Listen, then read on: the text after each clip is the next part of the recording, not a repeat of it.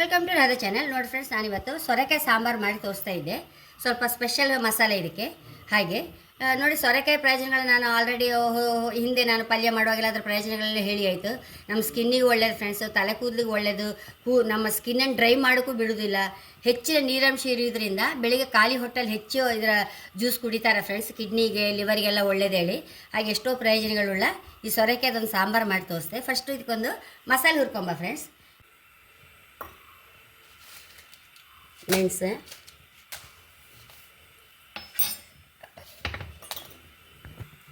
ನೋಡಿ ಫ್ರೆಂಡ್ಸ್, ಇದಕ್ಕೆ ಮಸಾಲೆ ಅಂದರೆ ಸಾಸಿವೆ ಒಂದೇ ಫ್ರೆಂಡ್ಸ್, ಅಷ್ಟು ಲಾಯ್ಕ್ ಆಗುತ್ತೆ ಇದಕ್ಕೆ. ಇವತ್ತು ಏನು ಹಾಕೋಕ್ಕಿಲ್ಲ.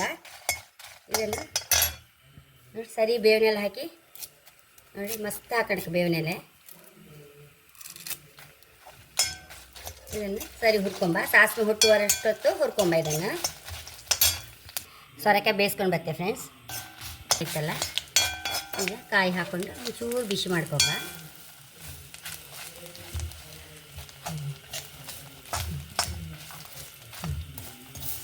ಇದನ್ನೀಗ ಮಿಕ್ಸಿಯಲ್ಲಿ ಹಾರ್ಕೊಂಡು ಬರ್ತೇವೆ ಫ್ರೆಂಡ್ಸ್. ಫ್ರೆಂಡ್ಸ್, ಒಂಚೂರು ಬೇಳೆ ಬೇಯಿಸಿ ಇಟ್ಕೊಂಡು ಅದನ್ನು ಹಾಕೊಂತ ಇದ್ದೆ.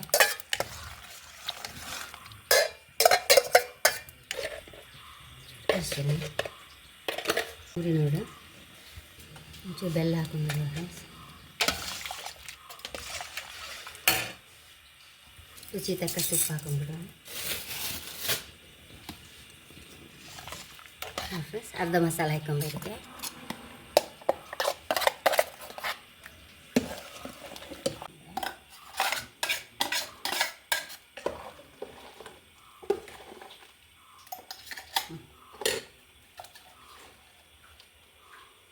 ಒಂದು ಸ್ವಲ್ಪ ಹಾಕೊಂಡ್ಬಿಡುವ.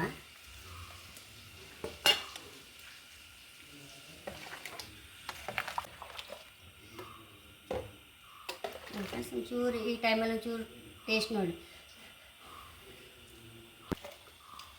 ಫ್ರೆಂಡ್ಸ್, ಏನು ಮಸಾಲೆ ಹಾಕಿದ್ರೆ ಅಷ್ಟು ರುಚಿಯಾಗಿತ್ತು ಈ ಹುಳಿ.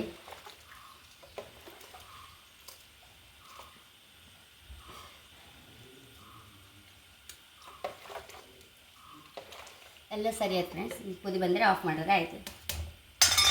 ಬೌಲಿಗೆ ಟ್ರಾನ್ಸ್ಫರ್ ಮಾಡುವ.